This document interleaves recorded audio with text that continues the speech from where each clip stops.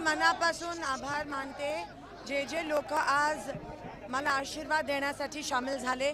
गावागावावरून तांड्यावरून गावागावावरून स्वइच्छेने आज लोक आली।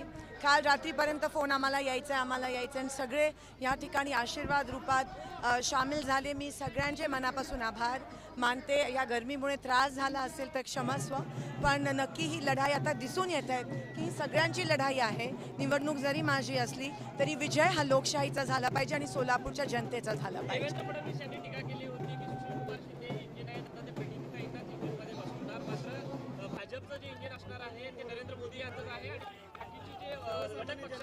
भाजप मुद्द्यावर बोलतच नाही आहे। ते मुद्द्यावर त्यांना मुद्देच नाही आहेत, कारण का 10 वर्ष त्यांनी काहीच केलं नाही। त्यांना पण माहिती आहे ते तोंडावर पडलेत आता, आणि म्हणून विषयांतर करून दुसरेच विषय ज्याचं काही घेणं देणं पण नाही। तिथे शेतकरी मरतोय, तिथे गरीब महिलेला निराधार पैसे नाही आहेत, तिथे पाणी नाही आहे सोलापुरात, तीव्र टंचाई आहे ना, एवढं सुचतं। आता जनता ऐकून घेणार नाही आहे। जनता खूप हुशार झाली आहे आणि तीव्र रोष पण आहे जनतेच्या मनात भाजपच्या विरोधात। मी त्यांना मागच्याच त्याचं उत्तर दिलेलं, मी उमेदवार आहे, माझ्याशी लढा आणि विषयांतर करू नका, मुद्द्यावर बोला। आज त्यांचे दोन्ही खासदार, माजी खासदार त्यांच्यासोबत उभे पण नाही आहेत, दिसत पण नाही आहेत। त्यांना लाज वाटते का त्या खासदारांची? आणि इथे माजी खासदार काँग्रेसचे होते, माझे आदरणीय शिंदे साहेब, ते खांद्याला खांदा लावून आमच्या सगळ्यांसोबत सोलापूरची अजूनही सेवा करत। आई वडील दोघंही सोबत पायी चालत आलेले, रथावर न चढता तुम्ही सगळं कुटुंब पायी चालत होतं, काय नेमक्या भावना होत्या? मला असं वाटतं ही ऊर्जा लोकांकडून मिळते आणि लोक आमचं केंद्रबिंदू आहेत। आम्ही लोकशाहीमध्ये विश्वास करतो आणि लोकांना देव मानतो। लोकांची सेवा ही आम्ही सगळे शेवटच्या श्वासापर्यंत करत राहू। लोक आहेत म्हणून आम्ही आहोत।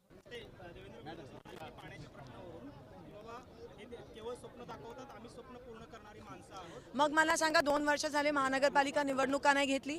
उजनीचं नियोजन का नाही केलं? उजनीच्या आवर्तनाच्या मीटिंगला आमदारांना का नाही बोलवलं गेलं?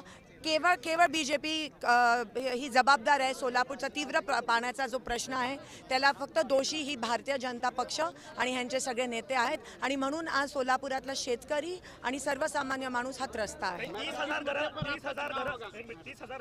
तयार केली। अरे एक मिनिट, 30,000 घरं बांधली, मात्र त्याचं श्रेय देखील भाजपने घेण्याचा प्रयत्न केला। त्याचं उत्तर आज आडम मास्टरजींनी दिलं आहे की ते 30,000 घरं जी बांधली ती आदरणीय मनमोहन सिंगजींच्या आशीर्वादामुळे, आदरणीय सोनियाजींच्या मार्गदर्शनाखाली ती बांधण्यात आली, आणि ते बरोबर आडम मास्टरजींनी त्यांच्या शब्दात त्यांना उत्तर दिलं। बीजेपी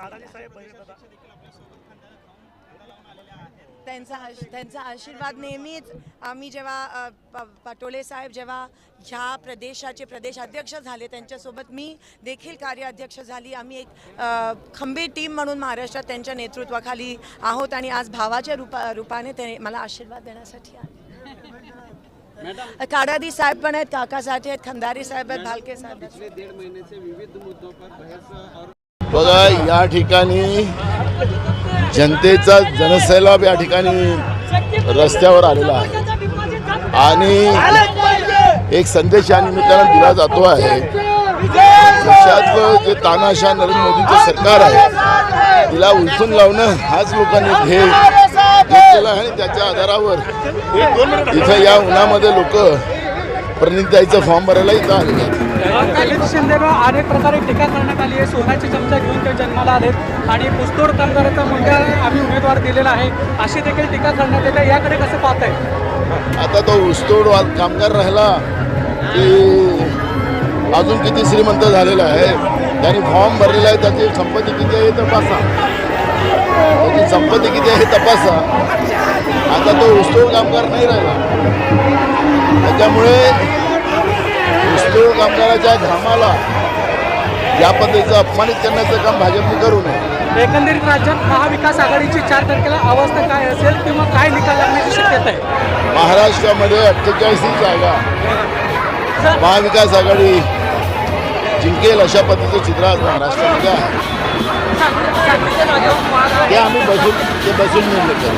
सोलापुरात देवेंद्र फडणवीस आले होते, त्यांनी त्यांचा इंधन जो आहे तो नरेंद्र मोदी आहे म्हटले, परंतु आपल्या महाविकास आघाडीचं इंधन काय खरे नाही। त्यांचं जे नरेंद्र मोदीचं इंजिन आहे ते फेल झालेलं आहे, बिघडलेलं आहे, आणि जनतेने त्याला आता बिघडवण्याचं, जनतेने त्याला संपवण्याचं काम निर्णय घेतलेला आहे।